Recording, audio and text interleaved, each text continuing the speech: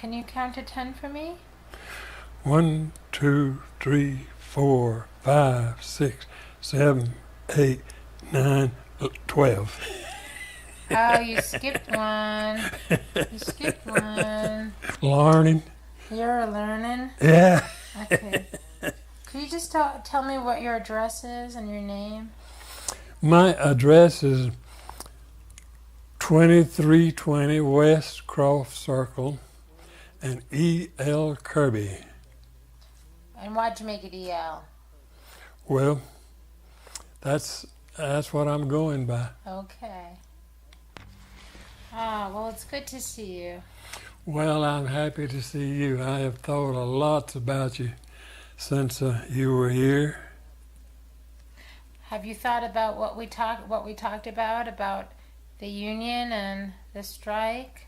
Yes, I've given that some thought too. Really? And what have you been thinking about?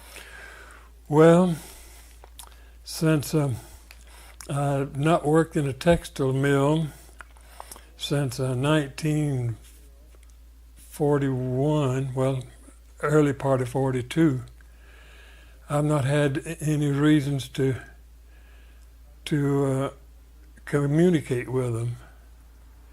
You see, I was in the Air Force between 3 and 4 years, and then when I got out, I bought some Army surplus trucks. You know, they're selling surplus after the war. I bought a couple of those and started hauling fuel oil.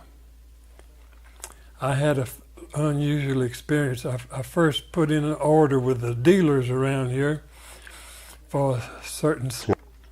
I was a vice president there for a while, and then right at the very last, not the very last, but near the last, I became president. And it wasn't too long after that they let me go.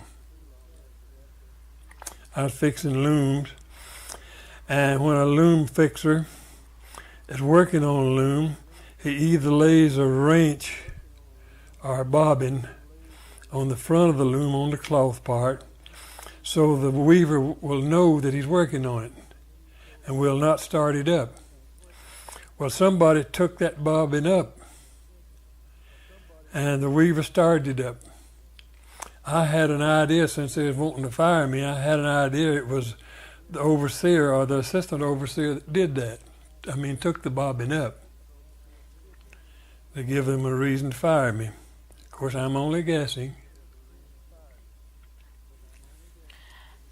So, after the strike, you stayed on working for a while, and you went from being vice president to president? Yes. Could you describe that to me? Could you say that again? Well, after the strike, and it started back up again, I went back to work just like everybody else.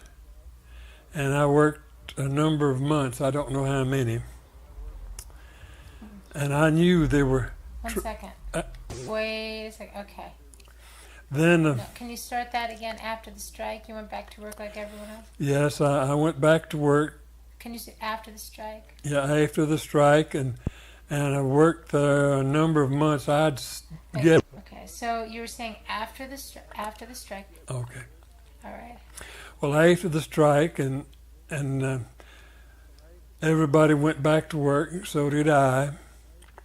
And I worked in there, I would estimate, about 10 months. And I knew that the overseer was trying to find something against my work. And I was real careful to not let him find anything against my work. Until finally I had a job that I had to tear down almost to the floor, down to the crankshaft. And it took hours. That's thunder. It took hours to do that job, and I didn't get through when shift change in time. So I left a bobbin on that loom so nobody would start it up until the fixer had fixed it. Well, somebody picked that bobbin up, and the weaver came around and started that loom up, and it broke a leather strap. Of course, that was not important. It can be put on in 5 minutes, a new one. But anyway, they had it against me that I didn't finish that job before I left it, and they fired me.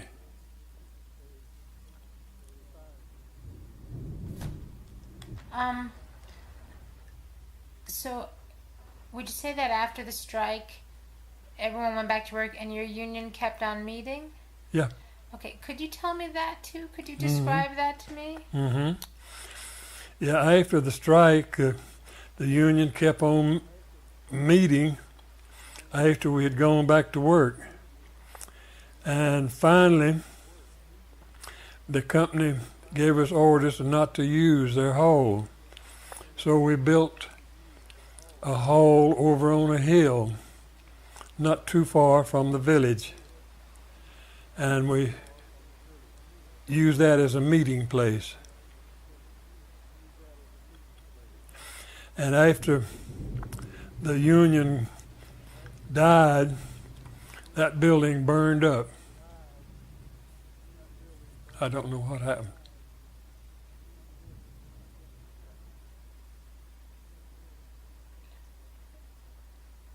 How many years after 1934 was that? When it burned up? Mm-hmm. I'll have to guess at it. I'd say about 8 years or something like that. So was the union meeting from 1934 to 1938? Yeah. Okay. I moved a family from here down to Florida one time. Before I got my fuel business built up, I did a lot of moving. And I moved one family from here to Charleston, one to Rock Hill, and one to North Carolina, northern part of North Carolina. Were they textile families? No, There's people around here who got a job promotion. And so could you tell me that? Could you tell me that after the strike, we didn't give up, the union kept on meeting? yes, after the strike, they kept on meeting just like they did before the strike. And it was quite a while before the membership began to slack off. A few dropped out, kept on more dropping out until finally at last they closed it down.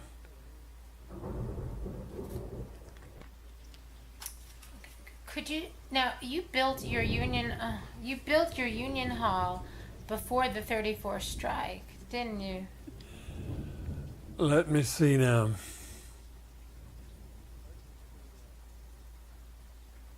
I think we had started it, but I don't think we'd finished it. Yeah, I was under the impression that you finished it. I'm not sure. It's hard for me to remember those things. I hadn't thought about them in so long. We might had finished it before. I don't know.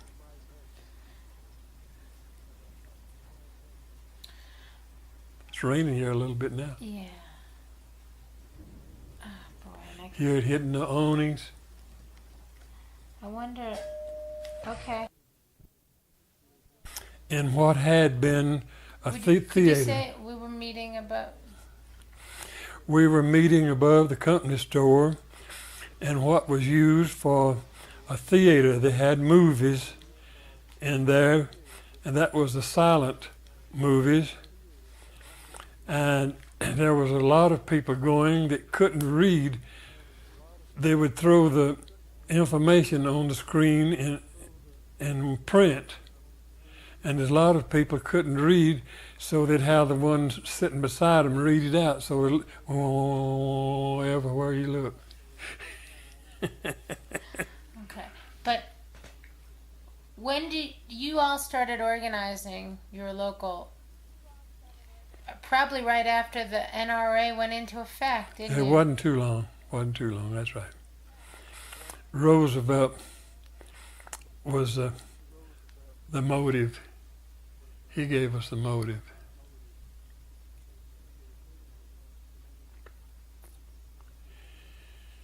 He was a real president. You know, he's the one who got us out of the Depression.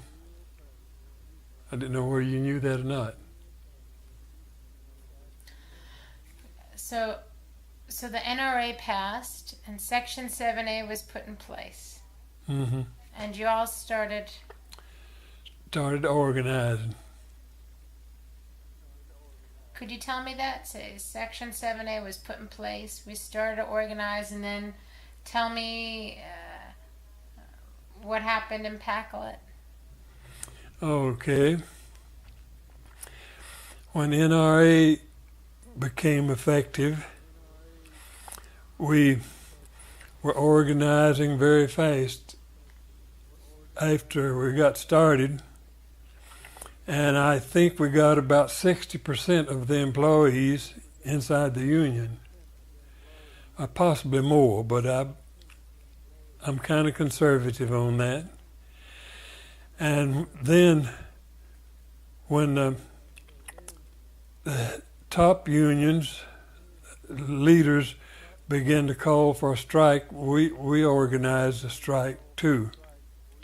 And we closed down both mills, and they stayed closed until we got a satisfactory agreement with the company, and we went back to work.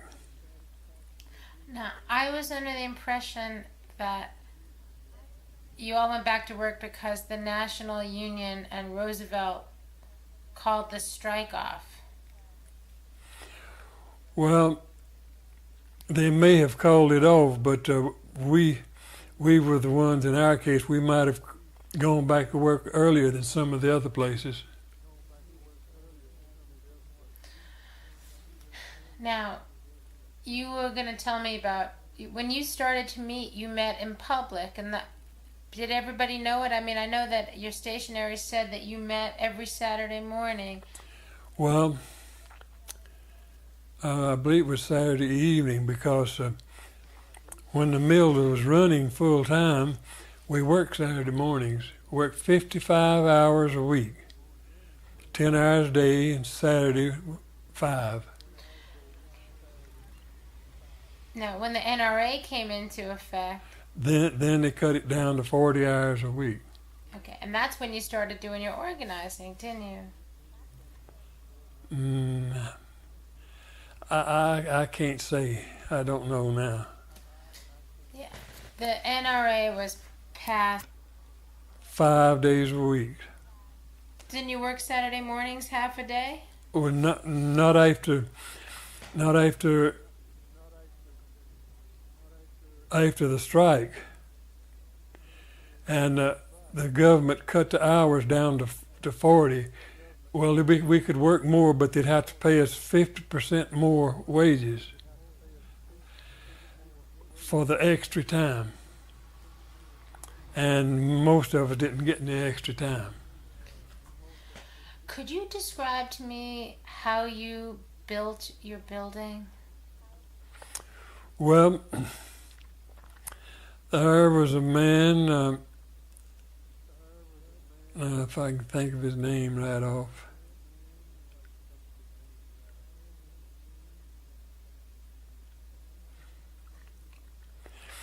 I've heard you call the name, but you were talking about his son. Sinclair? No.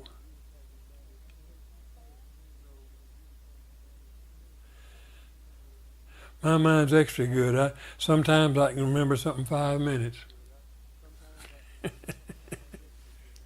Okay, now listen, Mr. Kirby, I think that you all started organizing. When you started organizing, you met above the YMCA, right? That's right. Was it, no, the company store? It was over the company store. Okay, could you tell me that in a story, like in a full, say, when we first started organizing, we met in the company store. and then take it from there. Okay. Or above the Hughes was the name of the man. Okay.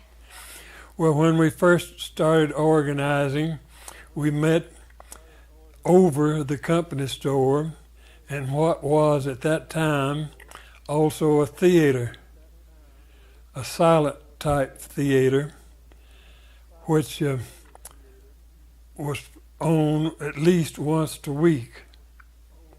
And we met in the same room of the theater.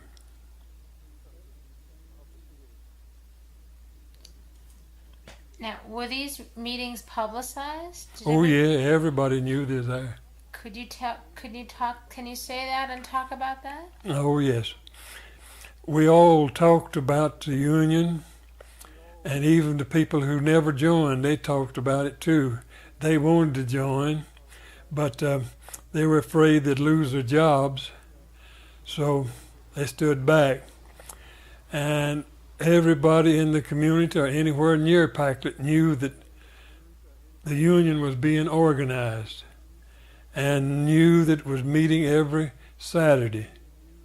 So everybody had the opportunity of going that wanted to go. Now, did you publicize it in the newspaper, you think? I don't think so. We had somebody in there that was a, now let me see, what do you call that, who was working for the company, but doing it shyly. We're shy about it. What do you call that? A spy? Well, yeah, well, I guess that was about video. We had a spy in there, but we didn't know it for a long, long time. And we elected him as an officer, and he served in there. And finally, somebody found out, and he quit coming.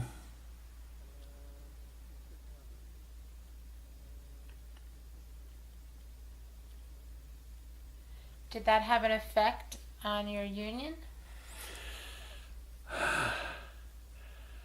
I don't know how everybody felt about that. We didn't talk about it much. In fact, I don't remember talking about it at all, but I think I must have. So you all decided, so you were all meeting publicly on top of the company store. Now, what did the company think about that?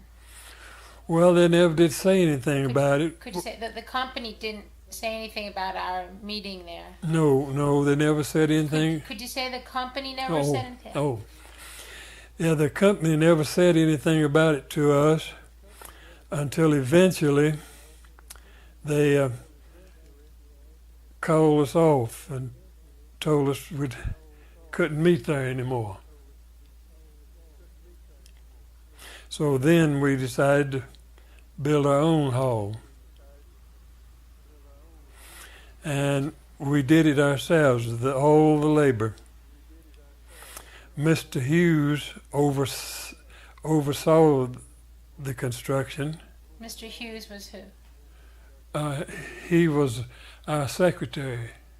He kept books. Can you say that Mr. Hughes, our secretary, oversaw? Oh, Mr. Hughes, our secretary, he oversaw the building construction. He had some knowledge about construction that most of us didn't have.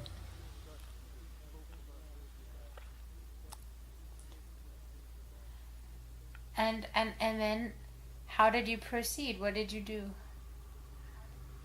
You found some property? Yeah, I didn't have anything to do with that. I don't know who it was found the property and bought it.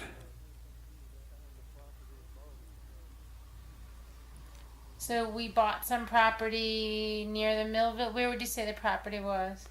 Near the village. Okay, but it wasn't on the village? No. It was just over the border of the village? Okay. Could you explain that like that? So Yeah. Yeah, we bought some property, I would say a quarter of a mile from the village, on which we built a hall, and we met there once a week. So you met there once a week to build it? No, I mean after it's built. Okay. All right. Do you want to get up? Yes, Okay. So you all decided to get yourselves your own piece of land.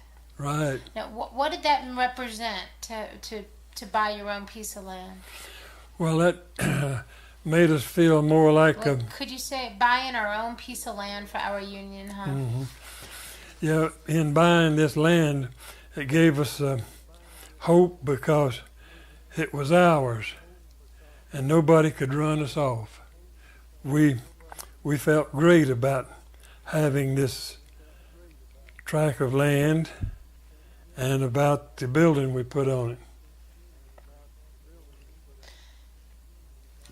Now, could you say, and the way we built the building was as a group, and then describe how you did it each week? Well, when we got the foundation built and started building the framework, some of us got up on top of the framework and some of us stayed down at the bottom, nailing at the bottom while those nailed at the top. And we worked together that way. Nobody got injured at all. We were very successful.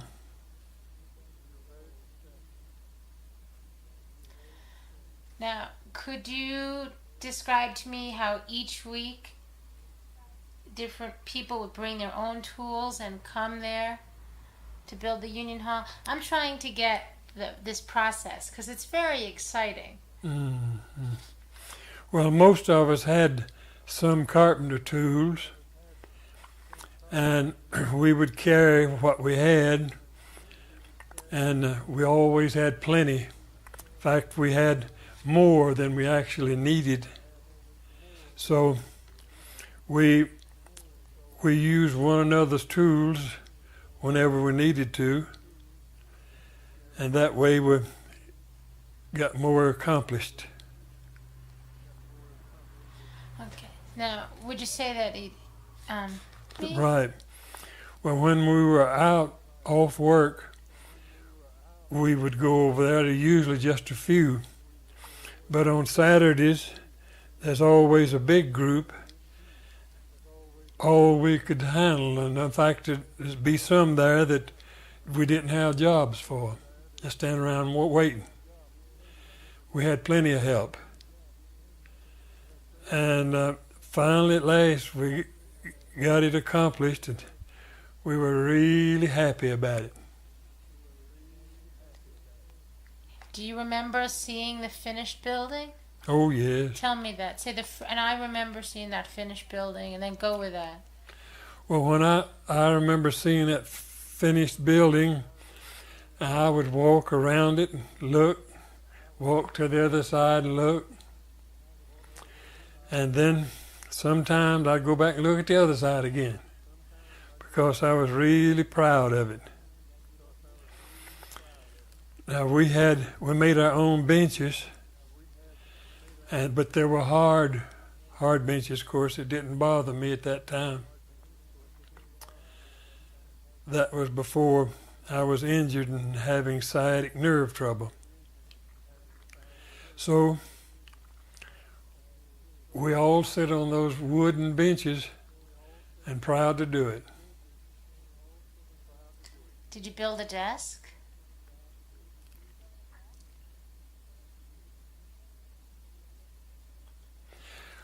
We built something, I don't know whether you'd call it a desk or not. Built something that came up to about that high and then spread. I don't think we built a desk there. Was it called a lectern, so someone could stand up there and talk? That's it. Okay, could you describe that? You could say that. Yeah, lectern. Lectern.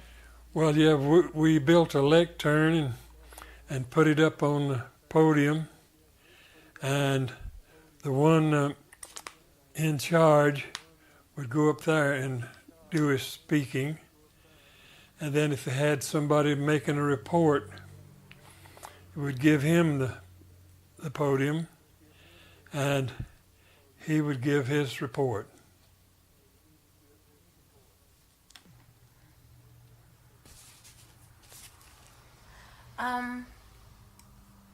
Now, did you have a special foundation breaking ceremony or something like that? Do you remember? No, I don't remember that. We were just too happy to have it. You know what I mean. When you lay a foundation, you have a ceremony to start it off. Well, I don't think we had that. If they did, I was not there. Okay.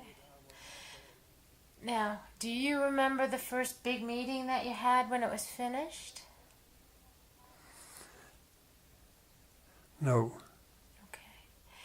Now, do you remember, did other speakers from other local unions around Spartanburg come to visit and make talks? Occasionally, not too often, but we did have visitors occasionally. Could you say that? Because I know that there were a lot of other local unions here in South Carolina. I mean,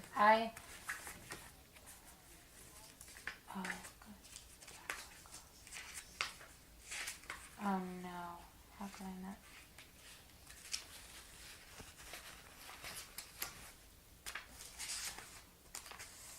I don't have Georgia. That you knew that there were lots of other local unions in Spartanburg area that were pretty strong, weren't they? I understand that now. I never did attend any of their meetings. But did you know that at the time? Yeah. Could you describe that to me? Mm-hmm.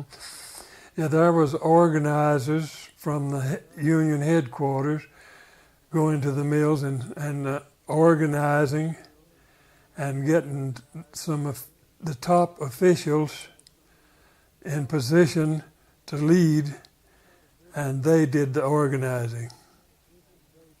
Meaning then the local people did That's the organizing? Right. Mm-hmm. Okay. Could you describe that to me again?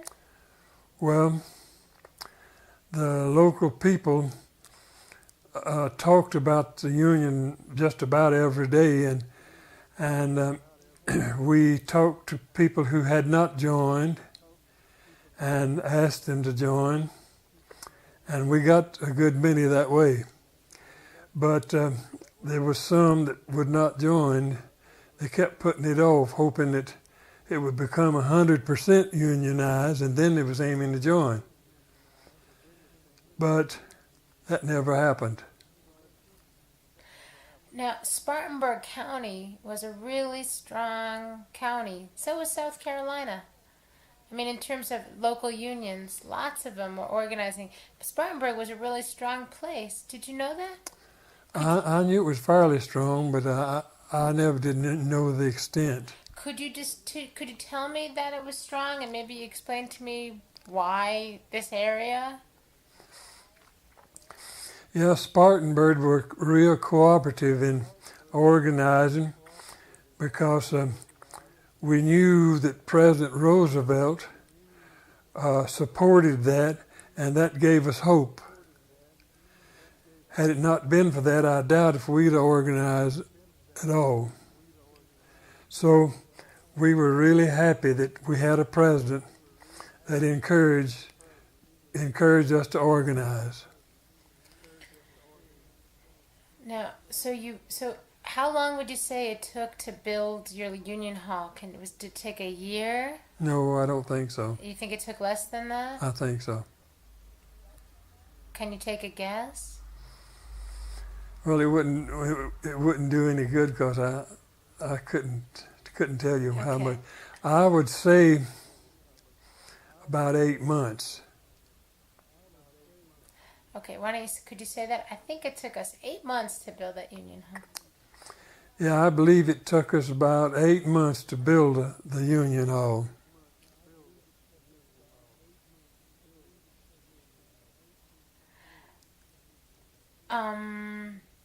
Okay. Now, do you remember, how old were you then?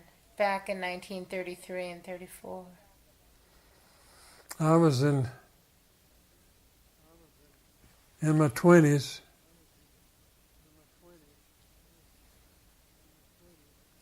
I don't know exact. Okay. I didn't get married till after the end of World War II. Okay. So could you tell me that you were 26 years old and how you were feeling about being a part of this moment? Yeah, I was 26 years old when we organized or began to organize, and I was really happy to be a part of it because I felt like that I was going to help our village and the employees, because we were working for a very small salary. Because I don't know what that is. It might be the cat. I think he finished. So did you feel like you were part of something? Yes, I felt like I was inside, and made me feel good. Of course, all the time, I still was concerned about my job, realizing that they were looking for faults in my work, though I worked a long time after the strike. Possibly, I don't know how long. I guess it was over a year. Yeah, it was. It was over a year. And then? And then they finally found fault with my work. And by that time, where were you in the union? I was the president at that time. So could you say that a year after the strike, I was president? Most. Okay. Well, when the strike ended, everybody was happy. Was glad that we had won some concessions. Not all we wanted, but we won some concessions, and we were well pleased with it. Really? Yeah. You won concessions? Uh-huh. What did you win, Lloyd? We got a raise in the wages, and we got some of the work requirements eased off where they were unreasonable. And that's about all I can remember. I think there were others. Okay, so now, but some people were blackballed, weren't they?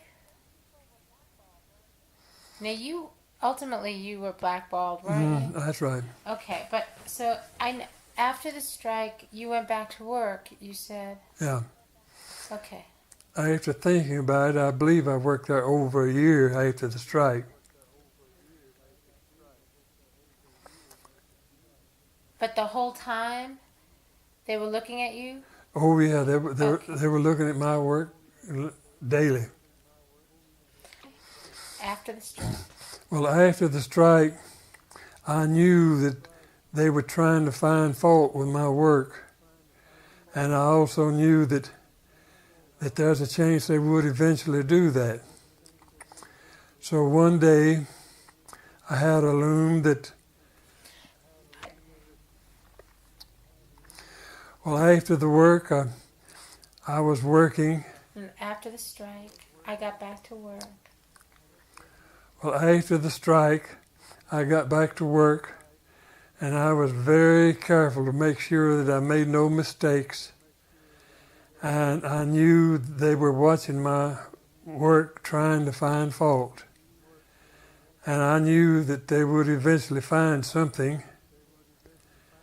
And eventually, I tore a loom down to rebuild it, because no matter how often we worked on it, it would break down again. So I tore it down to rebuild it, and got it almost completed by the time for shift change.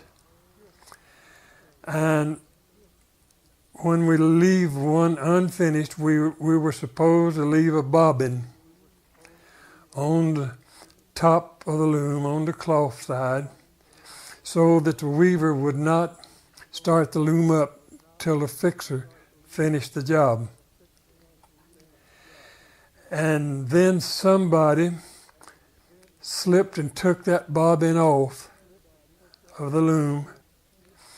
So the weaver started that loom up and broke a leather strap. Of course, that was not a serious damage. They can put a new strap on in 5 minutes. But they made it a serious thing, and that I made an error, and they fired me.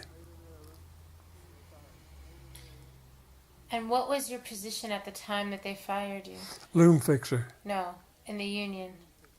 Oh. I could say, and at that point, about 10 months after the strike, I had become president of the union. Could you say that? Well, after the strike, about 10 months, I became president of the union. No, could you say, and at the time that they fired me, I had already become president of our local. How's that? I'm messing No, you're up. doing great. I'm just helping you squeeze it together. And at the time that they fired me, I had already become president of my local union. Well, at the time they fired me, I had already become president of my local union. And what happened? Well, I went to other textile plants trying to find a job. I had difficulty in it. And finally, at last, I went to a place. I don't think they had a union there. And I told them that I would like to have a job fixing looms. And they gave me a job. But I soon learned why they did that. That place, they let their looms run down because they had a rule that a fixer, if he used up more than $125 worth of equipment a month, he didn't make as much as one who used less. So the fixers, instead of fixing the looms right, they just patch them up until they all got in bad shape. And they couldn't keep fixers there. So I worked there about a year, maybe a little more. And I was looking for a job somewhere else and finally found one. Chesney.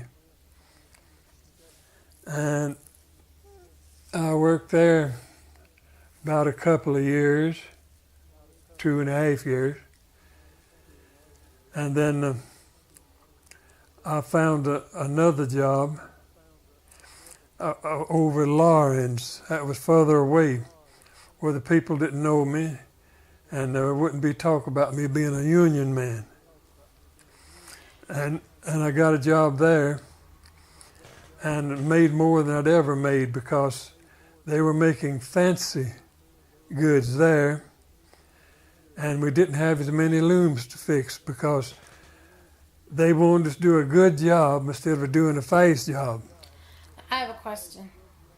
Well, I was out of work for some time before I got a job, so I was glad to get a job, though I did hate to leave the family, but I did it gladly because I wanted to work. And how did you feel about, did you give up those feelings of unionism? What happened to... Well, after the union died out, I didn't think too much about it anymore. I was hoping that it would succeed and grow more, but it didn't. The people felt like they had about all they could get out of negotiating, and they just, one by one, they dropped out.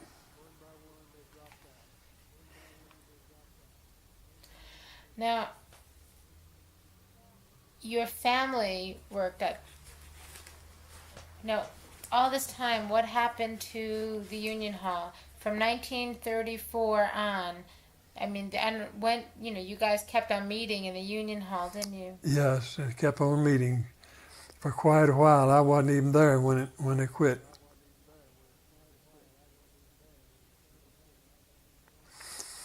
I was working at Chesney at that time.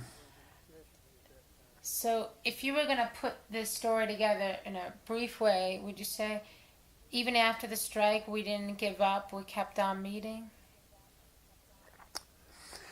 After the strike, we didn't give up. We kept on meeting, and we kept on getting new members for quite a while there, until we had gotten some negotiated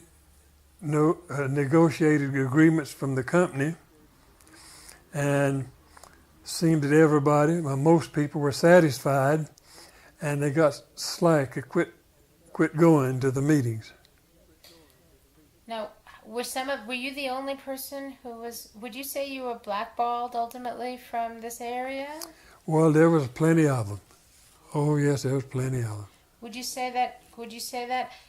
When they fired me, you might say I was blackballed, and then tell me about that? Yeah, when they fired me, I was blackballed, but I was not the first one. There's a number of them blackballed ahead of me, and there were still some blackballed after me. They were getting rid of all that they thought that were influential in the Union.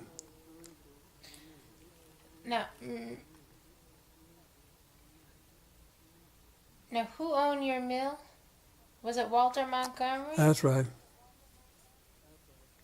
Was it Ben Montgomery or Walter Montgomery? It was Walter. At least I think it was. Now, when you were traveling from mill to mill, did you meet other people who had been fired because of the strike? Well, we didn't talk about it. I didn't talk about mine, and they didn't talk about theirs, so I don't know. So you never talked about it again? Not when I was in other mills working or around the village. No, I didn't say anything about it, because I never lived in the village and where I worked, and I had to drive there, and I just went in about 30 minutes before work time, and when the shift changed, I left. Didn't communicate a great deal with the people. So for a while, you were living in the house on the village, even though you didn't have a job at the mill. Is that right? Yes, at Packlet. Could you tell me about that? Yes, I lived in the house when I did not have a job in the mill village. And they didn't try to get rid of me that way. They let me stay on. But eventually, they tried to get rid of the whole family, tried to get us to move. But we didn't move.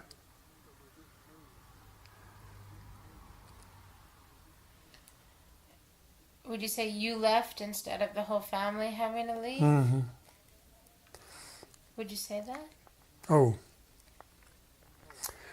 Well, when they were talking about the family needed to leave, I left after getting a job elsewhere, and the family did not have to move.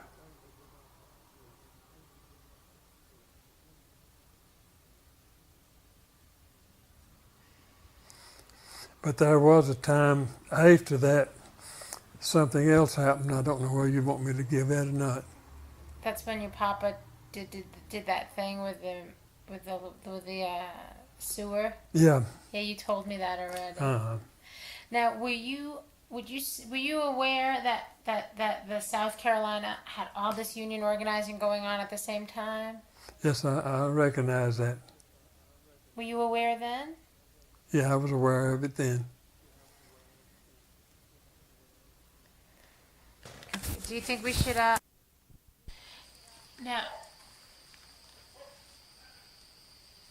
now, do you remember when the Union Hall was built? Do you have an idea? No, we've been trying to just figure that out. Let's see, now when was the strike? September 1934. See, there was 2 mills here, and I think they had right around 1,100 hands. I believe that's what they said about that time. You think? No, I was listening to her now. What was she? Well, you think that you were able to build? Did you need to have a big enough hall so that you could handle all those members? Yes, I think we need a good sized hall, and we didn't know how many members we were going to get, so we wanted to build one big enough to take care of all that did come. And we had a good crowd there for quite a while. Now, your dad, was your daddy here? Your daddy was a member of the union, and the rest of your family too? Yes, yes. Those that worked. And my brother-in-law too, Wallace Sinclair, he was also a member. And he was a treasurer, and he got fired. Now, was it your was your papa one of the leaders of building the Union Hall? Well, I always thought he was one of the that helped them, instructed them, and showed them how and so on. Was that Him right? and Mr. Hughes is the main participants. So could you say that? Could you say now my daddy knew how to build houses, and and he was a real leader. Go ahead, Louis. This is for you. This is for you. I mean, Well, He my, was one of the leaders in helping getting the building put up. well, my daddy, he understood carpenter work, and he was one of the leaders in building the Union Hall.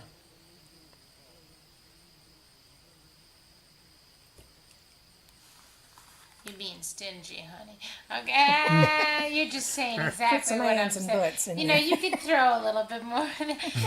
Now, my daddy. Now, did he knew how to build houses? Was that it? Yeah, Yes, he knew how to build houses. they built That's it. houses. Okay, so maybe, so maybe you could say, now my daddy knew how to build knew how to build houses, so, and it was part of his idea, and he got everyone together. You could throw something in there. You remember more. Elaborate and color it. I hate putting my voice on that machine Oh, as stop. bad as it is. Oh, honey. I sure do.